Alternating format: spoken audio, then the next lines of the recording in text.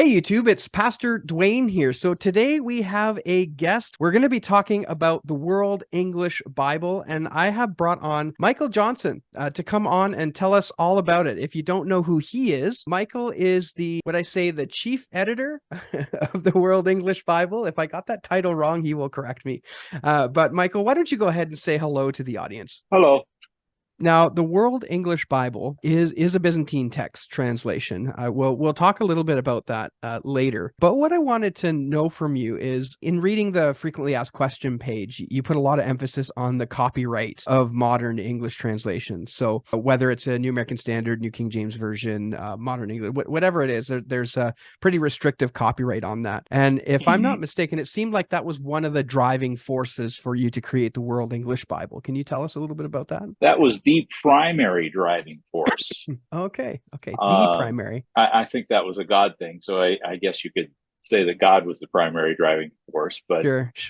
It started out before the internet was a thing, and I wanted to distribute the Holy Bible in modern English in electronic formats that could be copied from computer to computer. This was the days of floppy drives and computer bulletin boards. So it was not the full-on internet phenomenon it is now, but I can see into the future that this would be a great cost-efficient way to spread the good news of Jesus Christ.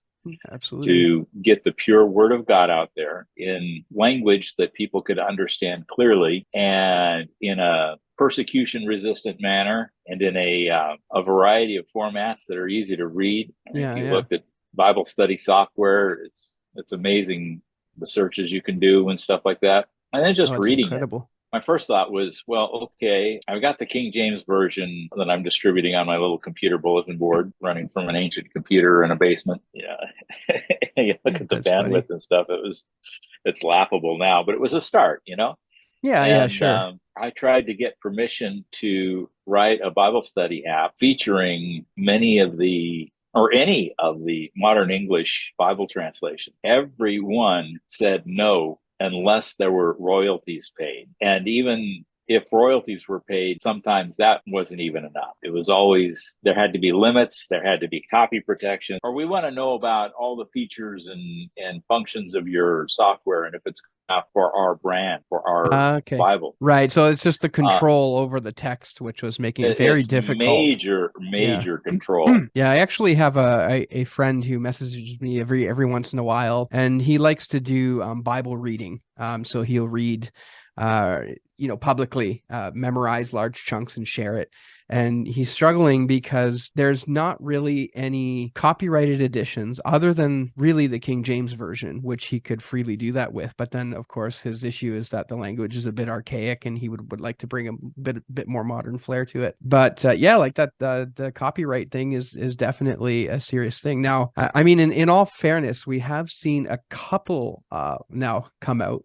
So like the Berean Study Bible. Now, I think they have a copyright, but in the front of the Bible, they actually allow you to just use it as necessary. At the time I started this, there was no other modern English Bible translation that was freely distributable and redistributable. None. Right. Zero. Right. So you had to do it yourself, put all your technology together and do it yourself. How long did it take? I think you just finished it in 2020, right? Yeah, I actually started not with the World English Bible, but with the God's Living Word translation, and that was a slower process. I have to see what it says in the intro there. It's sure. March 1994. I started that. Oh wow! Oh, look at that. So it's been a while.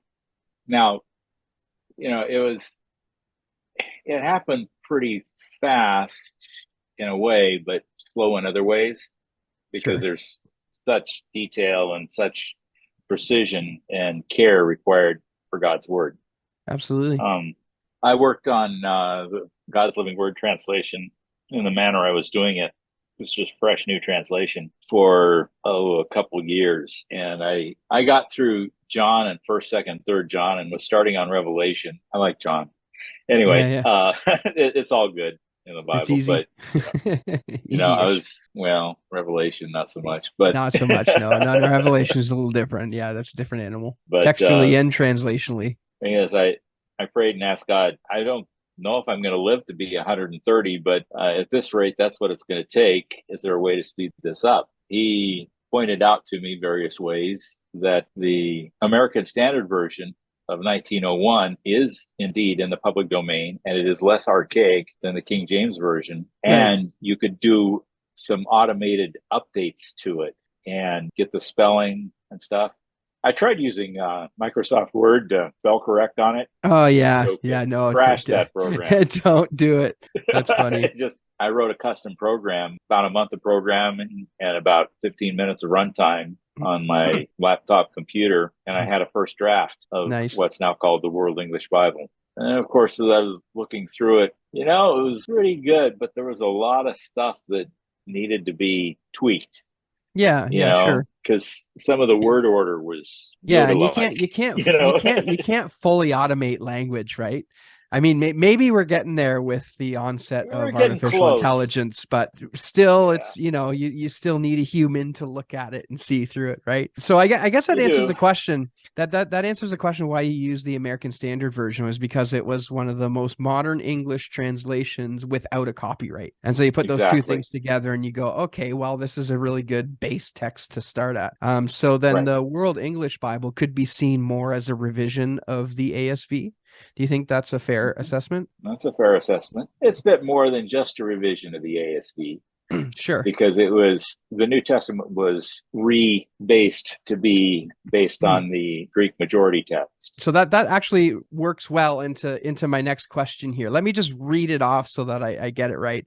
Did the textual basis of the majority or the Byzantine text play any role in your decision to use the Byzantine text form for the New Testament translation? I guess more succinctly stated, why did you go Byzantine? What was the reason for using the Byzantine text? I'm assuming you used the Robinson Pierpont text. No, actually, there's two majority texts that I used kind of eclectically, but Robinson Pierpont was one of them.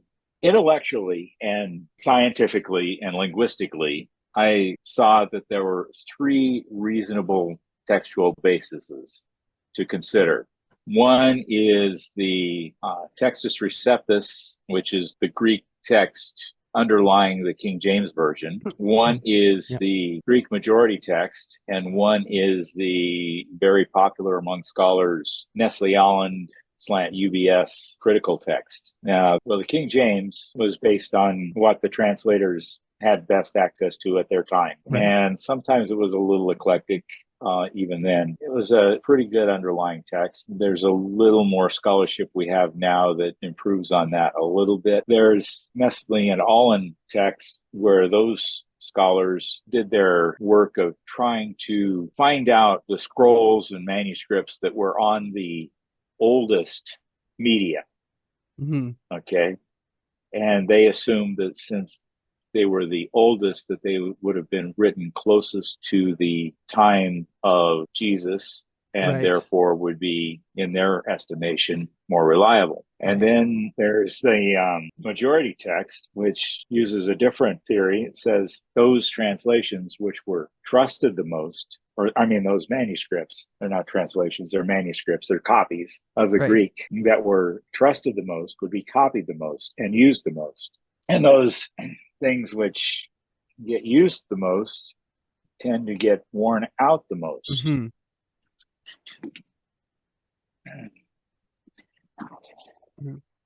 Here is, I think it's the first King James Bible that I ever read cover to cover, and it's a little worse for the wear. That's right. That's right. It's funny. It's still readable, give or take some of the front matter, which has some holes in it. But I carried this thing around in my pocket and used it. It is not as fresh looking as some of the other Bibles on my shelf. Right. Because I used it a lot. And it's actually been recovered. It's got a nice leather cover that's actually stood up pretty well to all that pocketing. That's good. That's good. But so the theory that which is on the oldest media is and the most freshly preserved is a little lacking. Like if you compare the Nestle-Aland text Yeah, versus the yeah. Textus Receptus or the The majority text, Byzantine, yeah. there are dropouts a lot of places. And you Yeah, think, and that what is an honest scribe who is trying hard to copy correctly going to do? Is he likely to add stuff, or is he likely to maybe skip a line right, and get confused and keep going? right, And I think right. the dropout error is more likely in terms of an innocent scribal error. Yeah, I have a funny story. So when I was just to kind of illustrate that point, before I became a pastor, I was a software developer, and working for a big corporation, and lots of emails going back and forth, and getting all your like stuff together. And I remember sending an email. I can't even remember what the email itself was about. It was something to do with a project we were working on, and I went to put something like I will not be partaking in this project or something like that, and I omitted the not. I will be partaking in this project. Gave the total opposite idea of what I meant, but it's just so easy. And even Oh as yeah. since recognizing that has happened and the importance of scribal changes to manuscripts, I've noticed that that's actually a rather frequent mistake that I make. So I actually shifted my way of writing that out so that I didn't have to use that little particle there.